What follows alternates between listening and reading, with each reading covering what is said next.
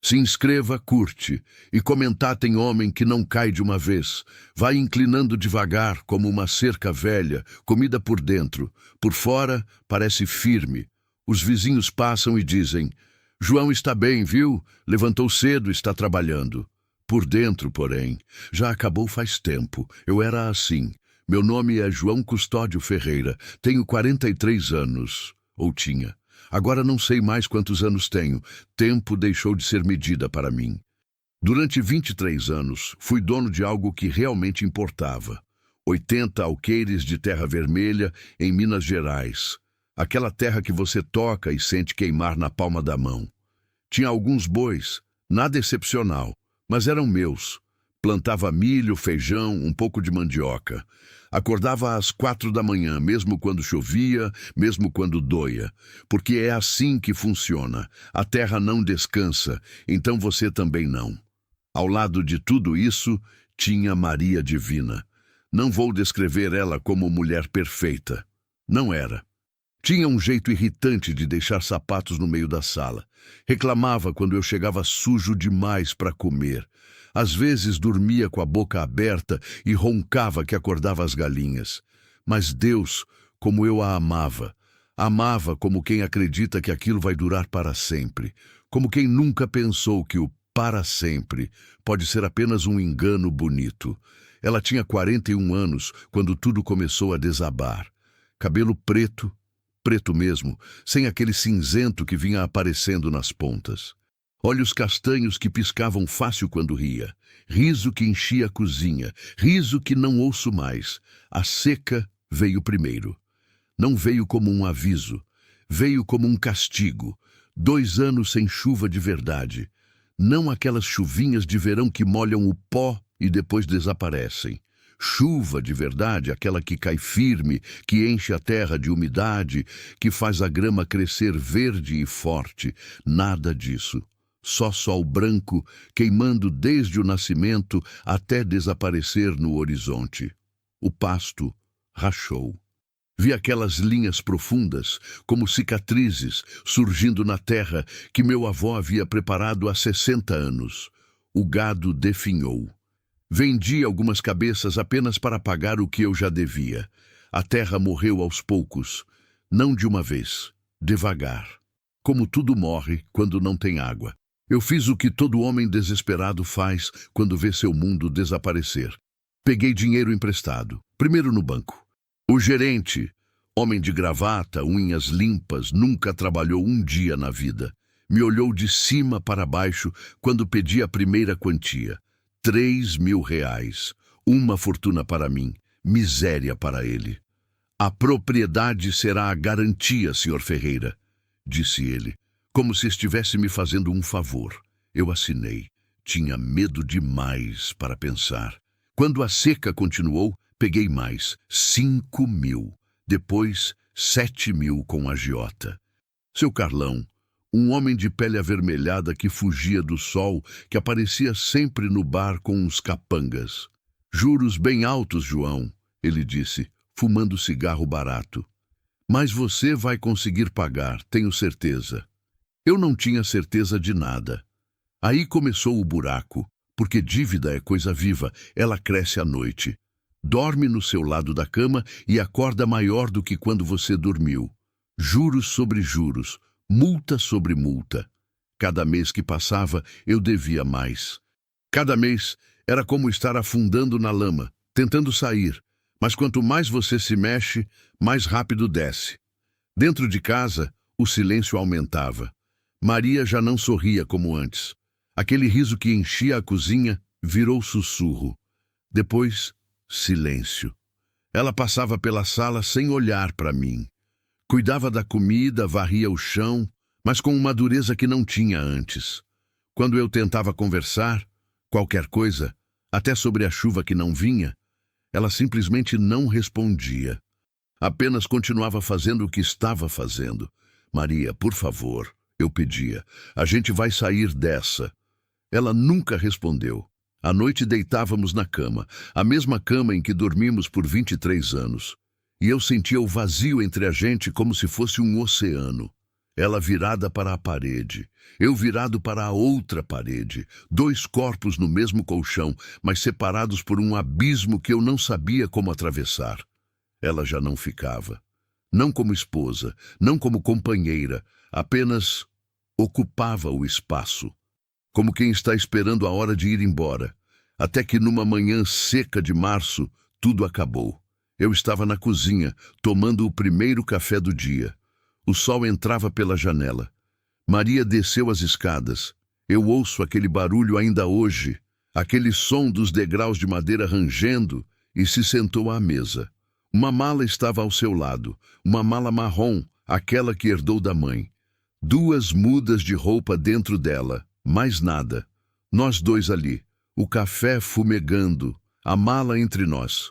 Ela olhou para mim, não nos olhos, para algum ponto atrás de mim, como se estivesse vendo algo que eu não conseguia enxergar. Eu não consigo mais, João. A voz dela era tão baixa que tive que fazer silêncio para ouvir.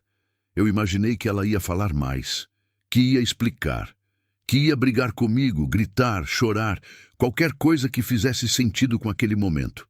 Mas não, só aquilo. Não consigo mais, sem grito, sem discussão, sem explicação que prestasse. Só o fim. Você vai para onde? Perguntei. Minha voz saiu estranha, como de outro homem. Não importa, ela respondeu. Peguei a mala, tentei colocá-la de volta nas escadas. Você não vai a lugar nenhum. Vamos conversar. Vamos. Maria simplesmente me olhou. E naquele olhar havia uma tristeza tão profunda, tão antiga, que eu entendi que ela tinha saído de mim muito tempo antes. Talvez anos. Talvez desde o primeiro dia que eu peguei aquele dinheiro emprestado. Talvez desde antes. Ela saiu. Caminhava devagar. Dei um passo para segui-la, mas as pernas não obedeceram. Ouvi o barulho de um motor lá fora, um carro. Ela entrou nele. O carro saiu da propriedade, subiu pela estrada de terra vermelha, desapareceu em uma nuvem de pó. Fiquei ali, segurando aquela xícara de café que tinha esfriado, esperando que aquilo fosse um sonho, que ela voltasse, que tudo fizesse de repente um sentido que eu conseguisse entender. Ela não voltou. Dias depois, a cidade inteira já sabia. Aqueles sussurros que você ouve no mercado, na venda, no bar, as mulheres falando baixo quando você passa, os homens trocando olhares. Maria tinha ido embora com Durval Mendes. Durval Mendes. Aquele nome ecoava como uma sentença.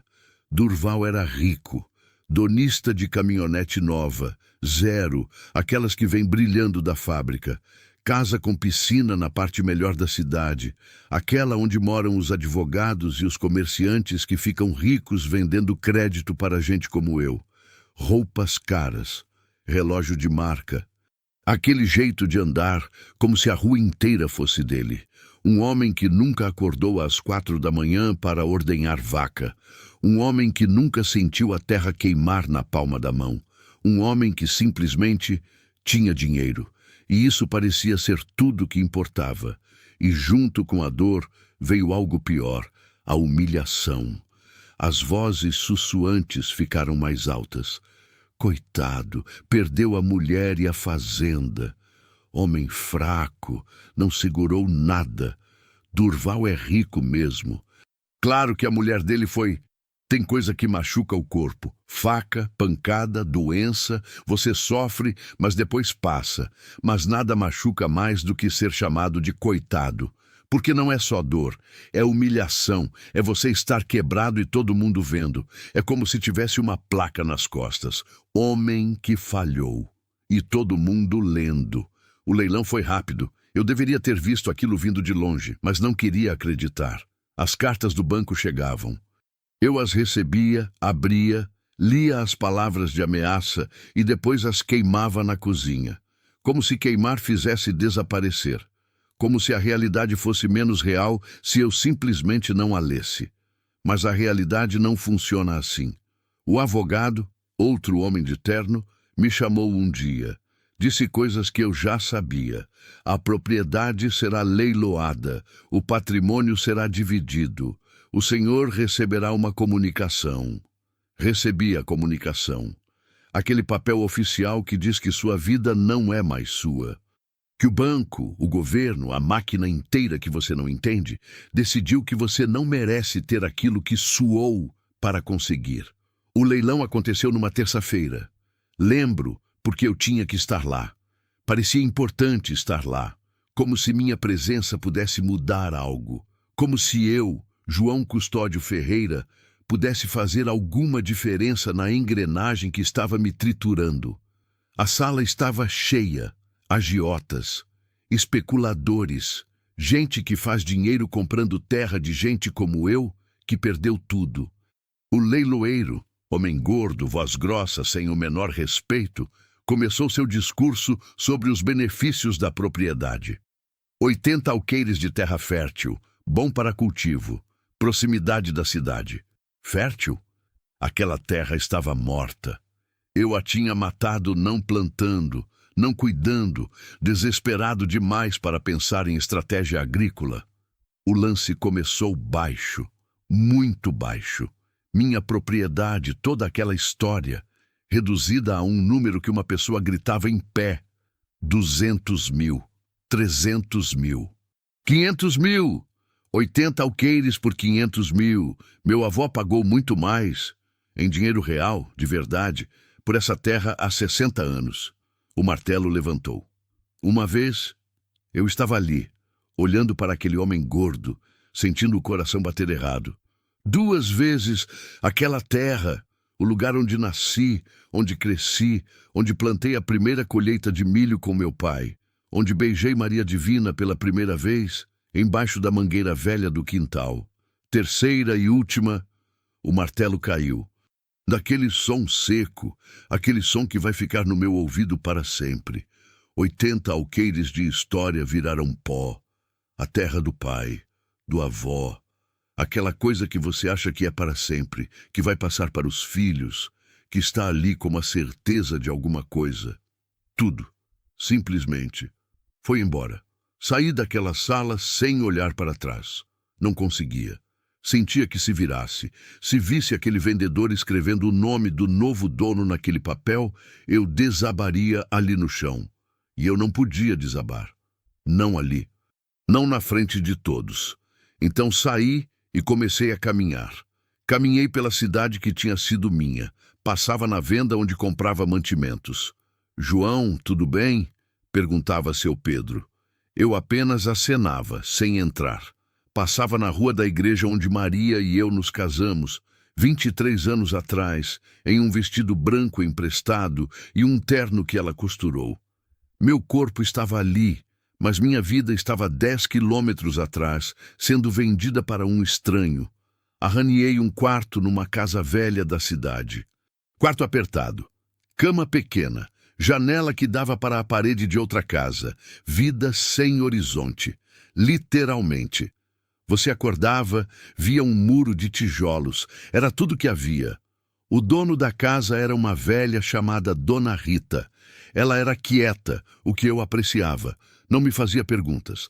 Apenas me entregava uma chave enferrujada e cobrava R$ 200 por mês. Comecei a trabalhar, qualquer coisa que pagasse o dia. Carregava pedra em uma obra. Limpava terrenos que iam virar casarões para gente que vinha da capital. Cortava grama em quintal alheio. Meu corpo, que tinha sido educado para trabalhar com terra, agora fazia trabalho de escravo. Os músculos doíam de jeito diferente. À noite, eu voltava para aquele quarto. Comia pão com queijo. Às vezes comprava um caldo feito pela mulher de seu Carlão. Não aquele Carlão do dinheiro. Outro Carlão. Um caldo quente, com osso de boi. Aquilo era meu luxo. Depois eu me deitava na cama pequena. Olhava para aquela parede de tijolos, alguns centímetros do meu rosto, e o silêncio voltava. Aquele silêncio que você não consegue encher, que fica ali, pesado, ocupando espaço, roubando o ar dos seus pulmões. Teve uma noite, não sei qual noite, todas eram iguais, em que pensei em desistir. Não dramaticamente, sem planos grandiosos, apenas pensei que seria mais fácil não acordar, que o mundo não sentiria falta. Que minha mãe, que tinha morrido 5 anos antes, talvez até ficasse brava de me ver naquele estado, que Maria... Bem, Maria não sentiria nada. Fiquei acordado a noite inteira, pensando em formas de desaparecer. Nada muito definitivo. Apenas ir dormindo e não acordar mais. Deixar o corpo ali, deixar alguém achar, deixar que a vida seguisse sem mim, porque claramente seguia muito bem. Mas lembrei de uma coisa simples. Um ensinamento do meu pai. Ele tinha um jeito simples de falar as coisas mais profundas. Mesmo quando não tiver nada, filho, agradeça. Eu ouço ele dizendo aquilo.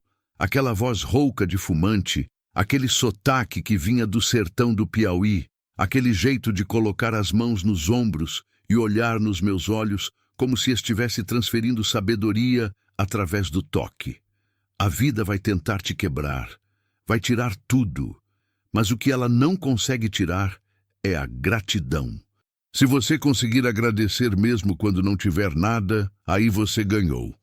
Naquela madrugada, às 4 da manhã, a mesma hora que eu acordava quando tinha fazenda, quando tinha propósito, coloquei o velho chapéu de palha que ainda tinha. Aquele chapéu que herdei de meu pai, que é a única coisa que sobrou que realmente importa. Saí daquele quarto. Caminhei pela cidade adormecida. As ruas vazias. Os cães latindo para ninguém. Subi para um ponto alto da cidade.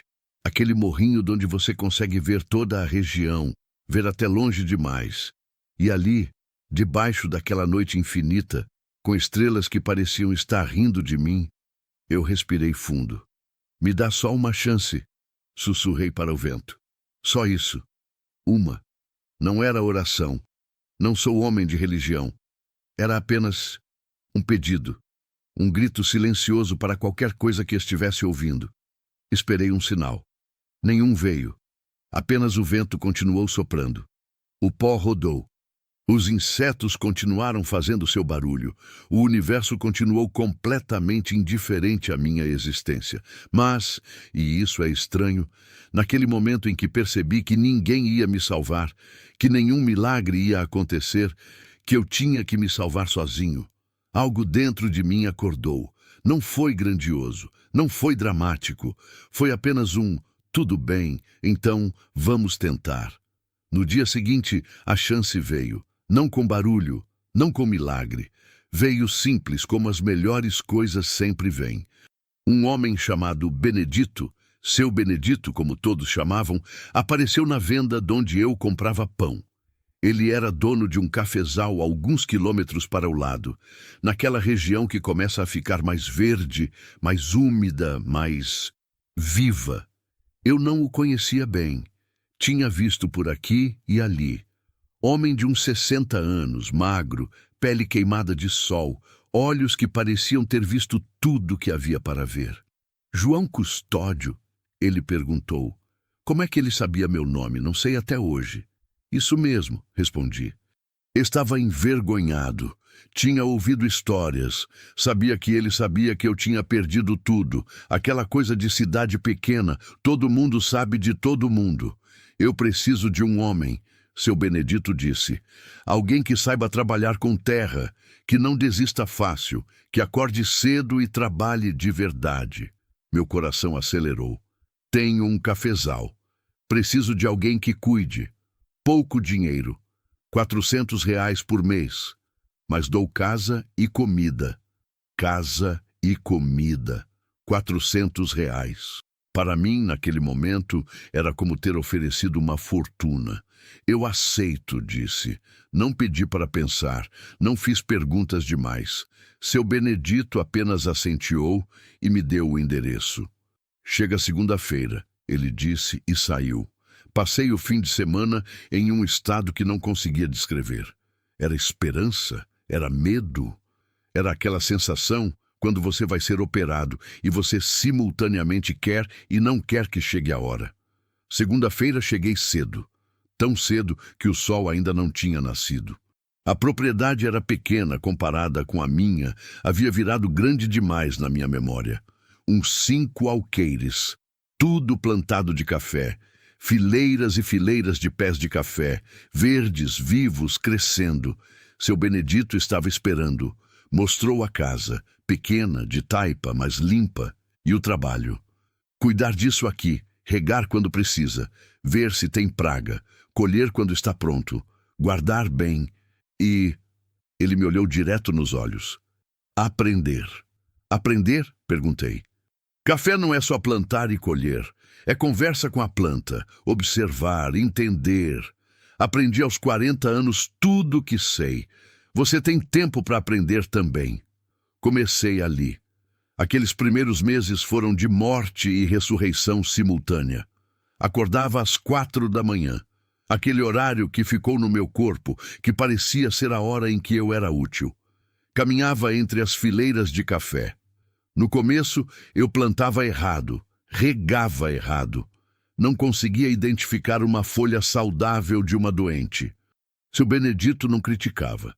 Apenas me mostrava de novo. Vê aqui, essa folha tem um tom amarelado. Isso é carência de potássio ou falta de água bem distribuída. Vê essa aqui, essa está certa. Quer dizer que a gente está no caminho. Aprendi observando as folhas, a terra, o vento, o jeito que a chuva caía, a hora do dia em que o sol queimava mais, como as plantas reagiam a mudanças de temperatura. Descobri que planta fala, não com som, mas fala. Ela te diz se está triste, se está com medo, se quer mais água, se quer menos. É só você aprender a ouvir. Lia livros que seu Benedito pegava emprestado na biblioteca da cidade. Livros sobre agricultura, sobre composição de solo, sobre pragas, sobre ciclos da natureza. Coisa que na minha fazenda eu conhecia por instinto. Aqui eu estava aprendendo a razão por trás do instinto. À noite anotava tudo em um caderno velho. Quinta-feira, chuva de 2 centímetros. Plantas reagiram bem. Folhas mais verdes na segunda fileira. Terça, identificada praga pequena na fileira norte. Seu Benedito mostrou como fazer chá de alho para espantar. Trabalhava do nascer ao pôr do sol. Meu corpo, que havia descansado demais durante aqueles meses na cidade, ainda que descansado é palavra errada, porque o sofrimento não descansa, descobriu que sabia trabalhar novamente. Aquele jeito de mover os músculos, aquela respiração profunda, aquele suor que molha a roupa inteira, aquela dor nos ombros que vem de usar o corpo como ferramenta. Descobri que eu tinha saudade daquilo. Seu Benedito tinha razão. Era conversa com a planta. Comecei a amar aquele trabalho. Amar como quem descobre uma coisa perdida há muito tempo e de repente a encontra novamente. Eu caminhava entre os pés de café e falava com eles. Vamos crescer forte. Vamos ser os melhores. Eu vou cuidar de você como se você fosse... Bom, como se você fosse tudo o que importa. Porque era. Naquele momento, aquele cafezal era tudo. Os meses viraram anos, e aquele homem que foi chamado de coitado, lentamente começou a voltar. Não de uma vez, devagar, camada por camada, como terra que vai secando depois da chuva. Seu Benedito começou a me dar mais responsabilidade. A administração do trabalho, a negociação com quem comprava o café, a decisão de quando colher, a decisão de quando plantar mais. Você aprendeu bem, João, ele disse um dia, enquanto bebíamos café que eu tinha ajudado a colher e processar. Você tem dom mesmo. Aquela palavra, dom, ficou comigo. Ninguém tinha dito que eu tinha algo. Ninguém em toda aquela história de queda tinha reconhecido que talvez eu tivesse algum valor, alguma qualidade que não fosse apenas fracasso. Aos poucos, as pessoas da cidade começaram a me procurar, pedindo conselho.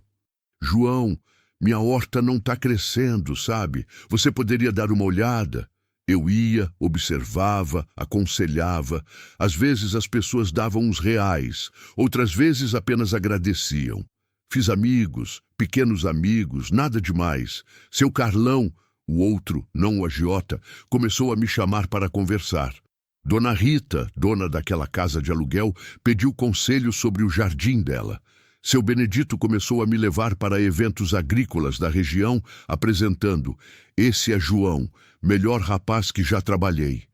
A vida não era fácil. Continuava sendo frugal. R$ 200 de aluguel. Deixei aquele quarto e aluguel um lugar melhor, perto da propriedade.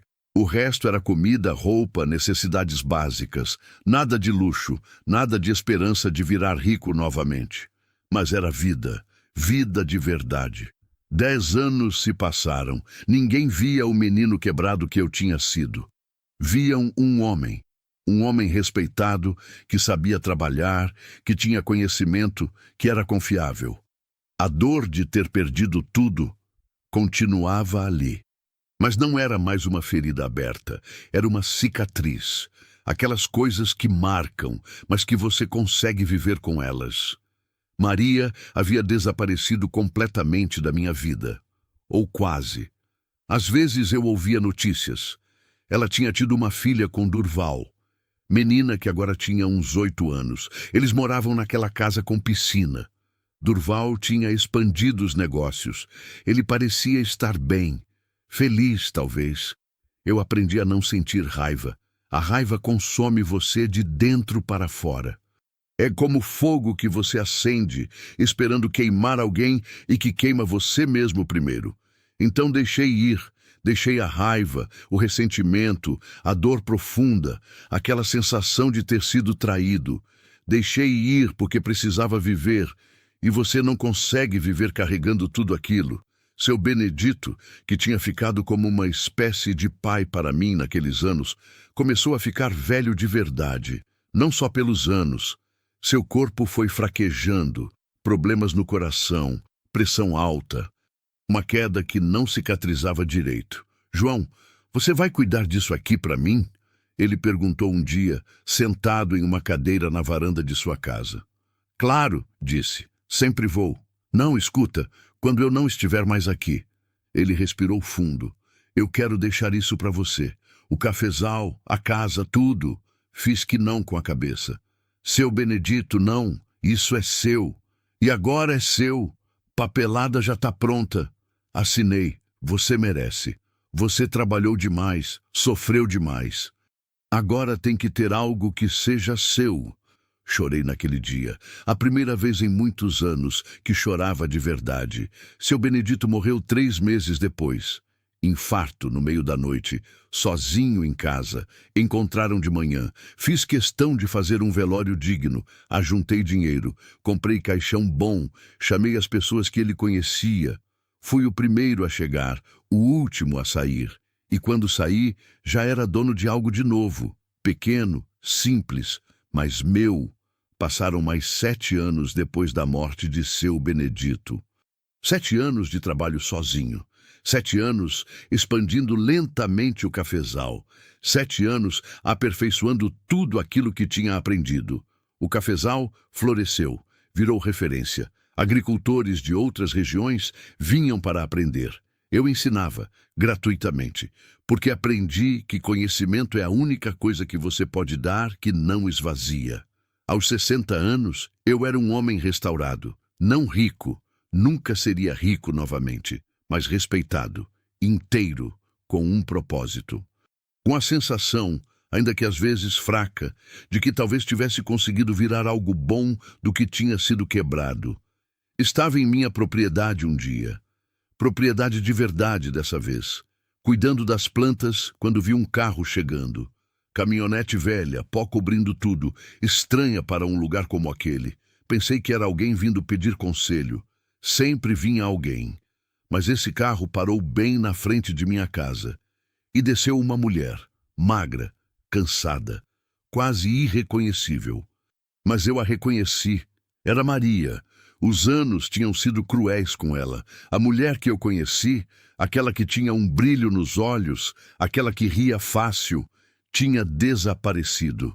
Restava apenas uma mulher quebrada, com rugas profundas, cabelo grisalho sem brilho, olhos que pareciam ter chorado sua cota e mais a dos outros.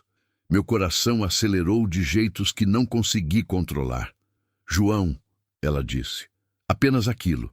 Apenas meu nome. Maria, respondi. Ela caminhava devagar, como se aquele passos até mim custasse tudo o que tinha. Parou em pé, alguns metros de distância. Longe demais para tocar. Perto demais para ignorar. Eu sei que não mereço estar aqui, disse ela. Não respondi. Mas você precisa saber da verdade. Das mãos dela, mãos que envelheceram demais, que tinham cicatrizes que estavam tremendo, ela tirou um envelope. Amarelado. Gasto. Como se tivesse sido aberto e fechado dezenas de vezes. Depois que eu vim embora, depois de alguns anos, descobri a verdade e levei todo esse tempo achando coragem para contar. Eu olhei para aquele envelope. Tinha medo de pegá-lo. Tinha medo do que estava dentro. Tinha medo de que aquela verdade pudesse quebrar de novo tudo que eu tinha reconstruído. Mas peguei. Dentro, documentos, contratos, assinaturas, o nome de Durval em papéis legais. Lia com dificuldade. Os papéis tremiam nas minhas mãos. Mas aos poucos a história ficava clara. Cristal clara. Durval não era um salvador. Durval era o verdadeiro vilão. Durval era quem tinha comprado minha dívida do banco. Durval era quem tinha pressionado para me dar um prazo cada vez menor. Durval era quem tinha ameaçado tirar tudo, não em alguns anos, mas rapidamente. E então ele havia feito a proposta para Maria. Ou você vem comigo e eu dou um tempo para seu marido se recuperar, ou eu tomo tudo hoje mesmo e ele não tem nem tempo de respirar. Naquela noite, Maria não tinha dormido.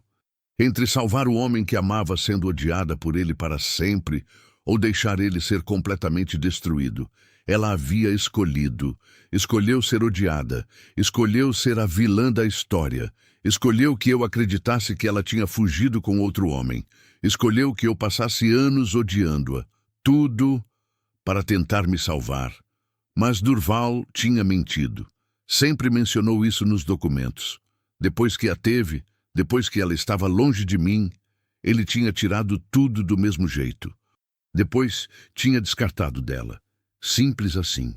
Li o último documento, um contrato de divórcio, feito à força, ameaças. Durval tinha seguido para outra mulher, outra propriedade, outra vida, deixando Maria com nada. Deixei os documentos caírem.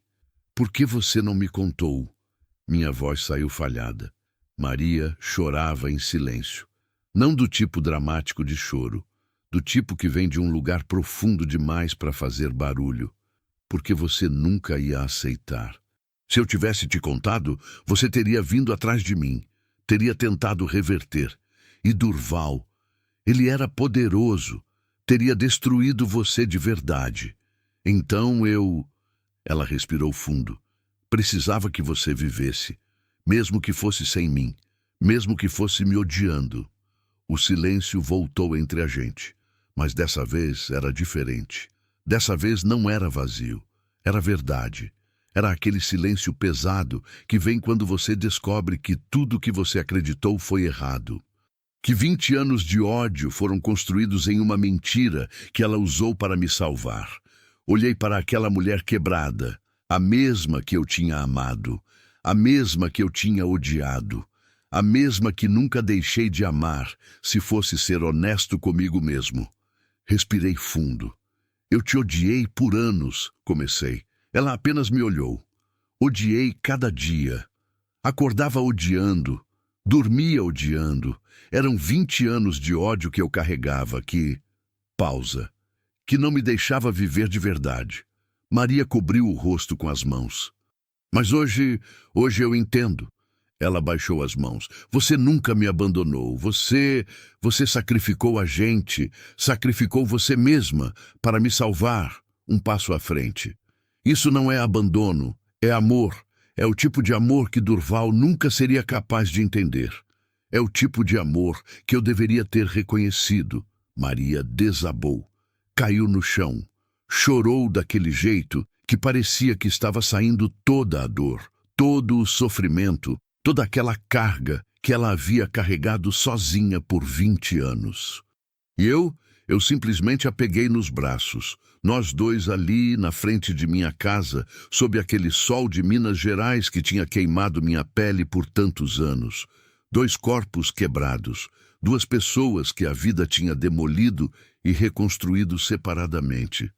Perdoe-me, ela sussurrou contra meu peito. Não tem nada para perdoar, respondi. Você salvou minha vida. Custou a sua, mas salvou a minha. Agora deixa eu salvar a sua. Os meses que se seguiram foram estranhos. Maria precisava reconstruir tudo, literalmente tudo. Tinha saído de casa de Durval com a roupa do corpo. Ele tinha levado a criança, aquela menina que não era minha, mas que de alguma forma doeu saber que havia existido, para longe. Não tinha dinheiro, não tinha documentos apropriados, não tinha nada. Começamos devagar. Consegui que ela morasse em uma casa pequena perto de minha propriedade. Uma casinha que foi de um trabalhador, que estava vazia. Pequena, simples, mas sua. Ela começou a trabalhar comigo no cafezal. Não o trabalho pesado, mas aquelas coisas que ela conseguia. Organizar, limpar, cuidar da parte administrativa. Ela era bom nisso. Sempre foi. Lembrava de cada detalhe. Sabia fazer as contas. Aos poucos, conforme ela ganhava dinheiro, R$ 200 por mês, começava a juntar para outras coisas. Um vestido novo. Um sapato que não fosse furado. Comida melhor. Passei a cozinha de minha casa a ser compartilhada. Ela cozinhava. Eu trazia ingredientes do meu dinheiro. Comíamos juntos, longos silêncios, diálogos pequenos, construindo de novo aquilo que tinha sido demolido. Perdão, João, por tirar sua liberdade novamente. Ela disse uma noite, enquanto eu secava a louça que ela tinha lavado. Liberdade é estar preso sozinho, respondi. Eu estava livre quando você saiu, mas liberdade não vale nada se for para estar sozinho. Quanto a Durval Mendes, a história dele terminou de jeito diferente. Investigações chegaram. Documentos. Aquele envelope que Maria tinha trazido não era o único. Havia cópias em poder de outras pessoas. Mulheres que ele havia feito a mesma coisa. Proprietários que ele havia defraudado. Fraude, corrupção, dívidas ilegais, ameaça. Tudo isso somado. Durval foi preso. A notícia chegou à cidade como aqueles boatos que viajam rápido. O homem que havia me destroçado havia sido destruído pela própria engrenagem que ele construiu. Não senti satisfação.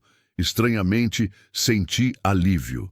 Era como se um peso finalmente tivesse saído de cima de meu peito. Porque a vida tem disso. Ela pode demorar. Pode levar 20 anos. Mas a verdade sempre aparece. E quando aparece, ela não só revela o passado, ela muda o final. Hoje tenho 68 anos. Maria tem a mesma idade que sempre deveria ter tido. Seus cabelos agora têm alguns fios brancos, mas, de novo, tem brilho. Seu riso voltou.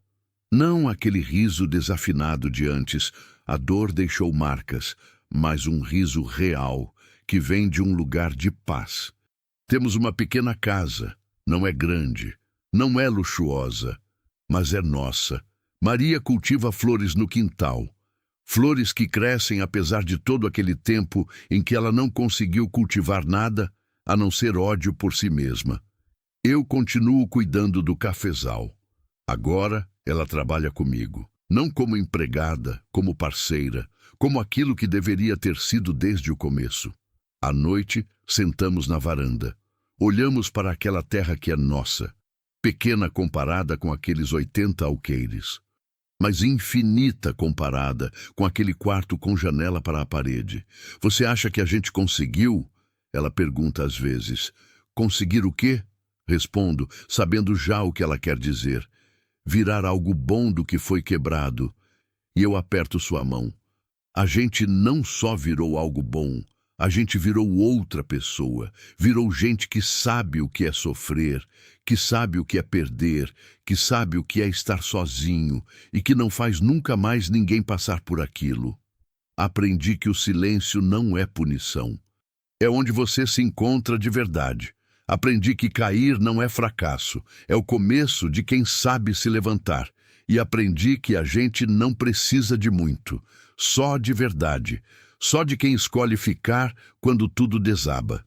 Porque no final das contas, a vida não é sobre quanto você tem, é sobre com quem você segue em frente. Eu escolho Maria, sempre vou escolher. O sol nasce igual todos os dias sobre a terra que trabalhei. E dessa vez não nasce sozinho em minha vida. Tinha uma criança que passava pela propriedade todo dia. Menina de uns 10 anos, magra demais, com aquele jeito de quem não tem muita comida em casa. Passava na estrada de terra que corta meu cafezal, sempre no mesmo horário, 7 da manhã, quando vinha da escola. 5 da tarde, quando voltava. Ela não me conhecia, nunca tinha falado comigo, mas eu a observava. É o jeito de quem passou por fome. Você reconhece em outros aquela sensação de barriga vazia. Um dia, Maria estava plantando as flores dela no quintal quando viu a menina passar. Parou no que estava fazendo e olhou para mim. Aquela menina não tem comida em casa, ela disse. Não era pergunta, era constatação. Não, concordei. A gente faz alguma coisa? Peguei na mão dela e beijei. Porque é isso que a gente virou nos últimos anos. Gente que não consegue ignorar sofrimento de ninguém. Gente que aprendeu que o único propósito que importa é ajudar quem está caído. No dia seguinte, deixamos uma cesta com comida na porteira.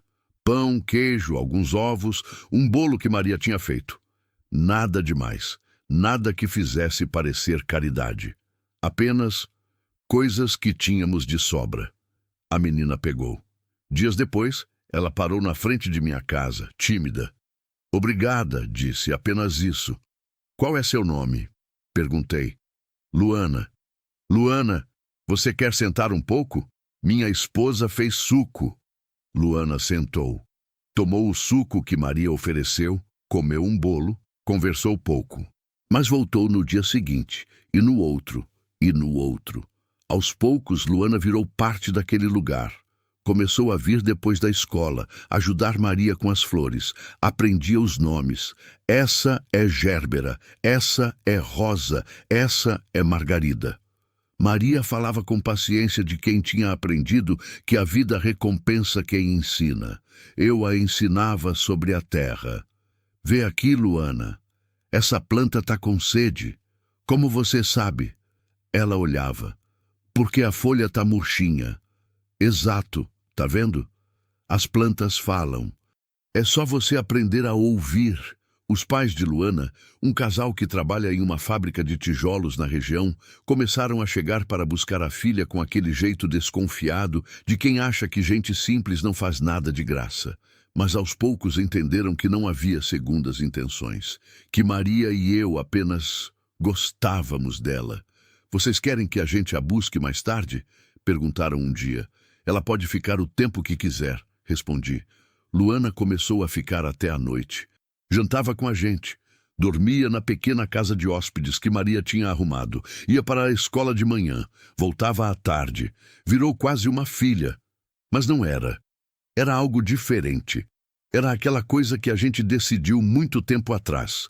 Ajudar quem precisa sem esperar nada em troca. Aos 70 anos, descobri que o corpo começa a cobrar tudo aquilo que você fez com ele. Um dia, enquanto caminhava entre os pés de café, senti uma dor no peito. Não era a dor aguda de seu Benedito. Era aquela dor que avisa, que diz, ei, você já trabalhou bastante. Fui ao médico, aquele médico jovem que abriu consultório na cidade alguns anos atrás. Ele fez uns testes, pediu uns papéis. Olhou para mim com aquele jeito que os médicos olham quando você tem algo que não é fácil de consertar. Seu coração está cansado, Sr. João, ele disse. Você trabalhou demais. Você estressou demais. Seus vasos têm que desacelerar. Desacelerar. Que palavra estranha. Minha vida inteira tinha sido acelerar, acordar cedo, trabalhar duro, resolver problemas, cuidar de gente. Nunca tinha tido tempo para desacelerar. Voltei para casa e contei para Maria. Ela não disse nada, apenas começou a fazer as coisas mais devagar também. Menos trabalho pesado para mim, mais tarefas para ela, mais tempo descansando na varanda. Você precisa viver mais um pouco, ela disse uma noite. Já vivi bastante, respondi. Não, você viveu duro, tem que viver fácil também. E foi assim que começamos aquele novo ritmo. Acordava mais tarde, 6 da manhã em vez de 4. Ia caminhar entre o cafezal, mas mais devagar, parando para observar coisas que sempre tinha corrido para ver. Uma flor que desabochava, um pássaro que não conhecia, o jeito que a chuva caía. Maria caminhava comigo, de mão dada, sem pressa, conversando sobre coisas pequenas que antes não tínhamos tempo para conversar. Você lembra daquele dia que você saiu de mim? Ela perguntou uma vez. Lembro. Tenho pesadelos com aquele dia ainda. Eu pensei que você nunca mais ia me perdoar. Eu também pensei, mas sabe o que aprendi? O quê? Que perdão não é para quem machucou a gente. Perdão é para a gente mesmo, para poder respirar sem aquela dor no peito. Ela apertou minha mão. Luana completou 12 anos. Fizemos uma festa pequena, nada de grande. Apenas algumas pessoas da vizinhança. Seus pais, alguns amigos que Maria tinha feito na cidade. Aquele seu Carlão que vendia caldo. A vizinha que cultivava hortaliças. Fizemos um bolo. Maria, com aquelas mãos que aprenderam a fazer doce depois de tanta amargura. Cantamos parabéns de jeito desafinado, que só conseguem fazer pessoas simples. Luana abriu os presentes que a gente tinha comprado.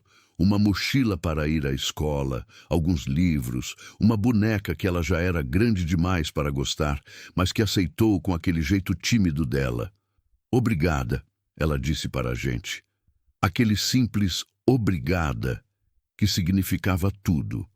À noite, depois que todos tinham ido embora, Luana me ajudou a limpar o quintal.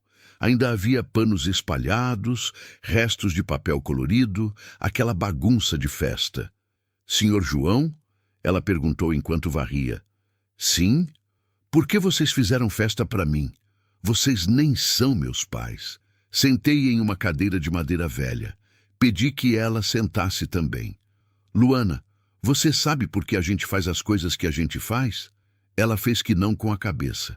A gente sofreu muito, Maria e eu. Perdemos coisas que nunca pensamos que ia perder. Ficamos sozinhos, ficamos quebrados e por um tempo bem longo achamos que aquilo era o final. Ela me ouvia com aquele jeito de criança que sabe que está ouvindo algo importante. Mas depois a gente descobriu que sofrimento não é o final, que você pode reconstruir, que você pode ficar inteiro de novo. E quando a gente fica inteiro, a gente tem obrigação de ajudar quem está quebrado. É por isso que vocês me ajudam? É. Você estava com fome. Você estava sem ninguém cuidando de você de verdade. A gente via isso. E a gente sabe como é estar assim. Então a gente não conseguia ignorar. Luana começou a chorar. Aquele tipo de choro que vem de um lugar profundo demais. Peguei ela nos braços e deixei chorar. Porque às vezes é assim que a gente precisa fazer. Chorar porque alguém finalmente notou que a gente estava a sofrer. Chorar porque alguém finalmente escolheu se importar. Aquele ano foi bom, mas foi difícil também. Meu coração começou a falhar mais. Dias em que conseguia trabalhar, dias em que tinha que ficar deitado, apenas respirando, esperando que o coração voltasse a bater direito. Maria não saía de perto. Ficava ali, segurando minha mão, falando coisas que não faziam muito sentido, mas que significavam tudo. Você vai ficar bem, ela dizia. Maria, a gente sabe que não, respondia. Mas tudo bem. Eu vivi bastante. Vivi de um jeito que não pensei que ia conseguir. Não fala assim. Você ainda tem tempo. Talvez, mas mesmo se não tiver, eu vivi bem. Apesar de tudo, eu vivi bem. Um dia, seu Carlão passou por aqui. Aquele que vendia caldo, que tinha se tornado amigo nosso ao longo dos anos. Ele vinha frequentemente, trazendo coisas que eu não conseguia mais comer, coisas leves, porque o coração fraco não deixava a gente processar comida pesada. João, você tá ficando velho, ele disse de brincadeira.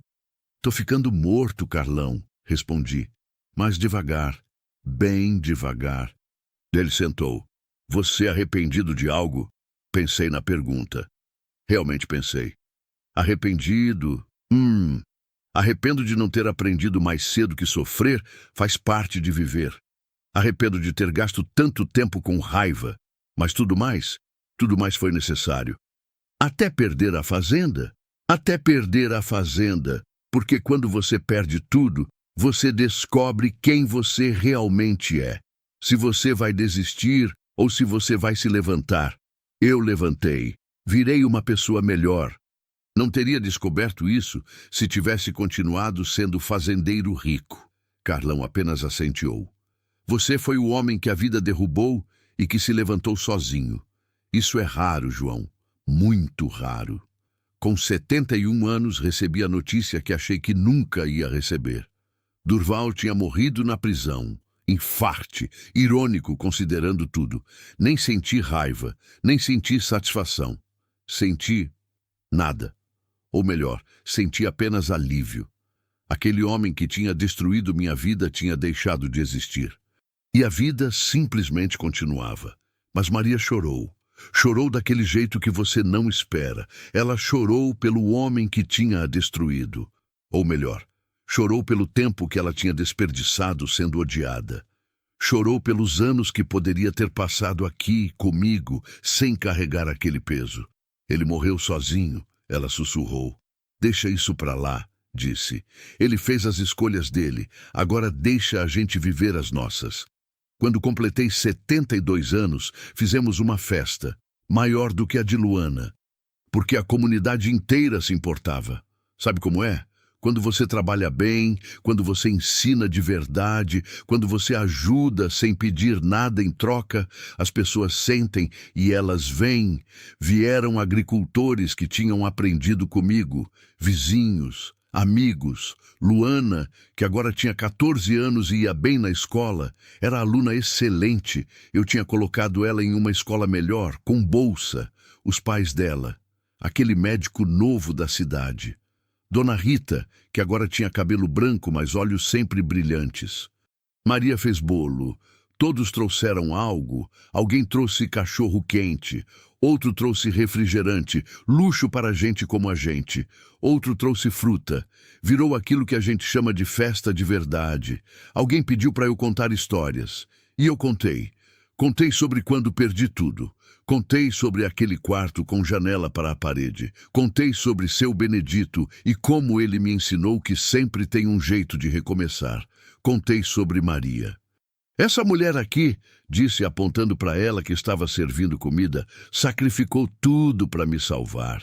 E quando a gente finalmente se reencontrou, descobrimos que aquele sacrifício foi por amor verdadeiro. Aquele tipo de amor que você não estuda em livro, que você vive. Maria ficou vermelha, mas ela sorriu. Agora tenho 73 anos. Meu coração está fraco. Os médicos dizem que não tenho muito tempo. Meses, talvez um ano se eu tiver sorte. Não tenho medo, porque fiz o que precisava fazer. Virei um homem bom. Ajudei quem precisava. Ensinei o que sabia, e apesar de tudo que a vida fez para me quebrar, eu consegui ficar de pé. Maria está ao meu lado. Aquela mulher que o destino tentou roubar de mim. Aquela que eu odiei por 20 anos sem saber que era a mulher que mais amava. Luana está indo bem na escola, quer ser agrônoma, quer trabalhar com terra de verdade. Eu dou conselhos quando ela pede, mas ela está descobrindo seu próprio caminho, que é como deve ser. Tenho uma propriedade pequena, mas que gera o suficiente. Tenho uma vida simples, tenho paz e tenho aquele conhecimento silencioso que só quem sofreu muito consegue ter. A vida não é sobre quanto você acumula, é sobre quanto você consegue deixar em pé quando tudo desaba. No meu caso, deixei a gente em pé. Maria, Luana, aquele cafezal que continua crescendo, aquele conhecimento que passa para outras pessoas que vêm aprender. Essa noite, estou sentado na varanda com Maria. O mesmo lugar onde a gente senta todo dia, olhando para a terra. Você está com medo? Ela pergunta. De morrer? Não. Já morri tanta vez que uma última não faz diferença. Ela sorri. Eu vou sentir sua falta. Ah, você vai ficar aqui cuidando das flores. Luana vai vir ajudar. Seu Carlão vai trazer caldo. A vida continua, Maria. Tudo que a gente fez fica, e tudo que a gente ensinamos vai para frente. Ela apoia a cabeça no meu ombro. O sol está se pondo. Aquele sol que queimou minha pele por 70 anos. Aquele sol que foi testemunha de toda a minha história, de toda a minha dor, de toda a minha reconstrução. Amanhã vai nascer de novo, e vou estar aqui ainda, enquanto conseguir. Porque essa é a coisa sobre viver de verdade. Você não vive para você. Você vive para quem vem depois. Você vive para deixar pegadas. Você vive para que o sofrimento de uma pessoa, quando compartilhado, vire força para outra. Durval tentou destruir minha vida e conseguiu. Mas como a gente descobre, destruição não é final. É apenas recomeço. E recomeço a gente sempre consegue.